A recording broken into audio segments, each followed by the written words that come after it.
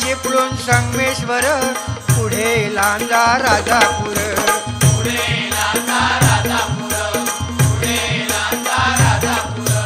दापोली खेड गुहागर रत्नागिरी जिल्ह्यावर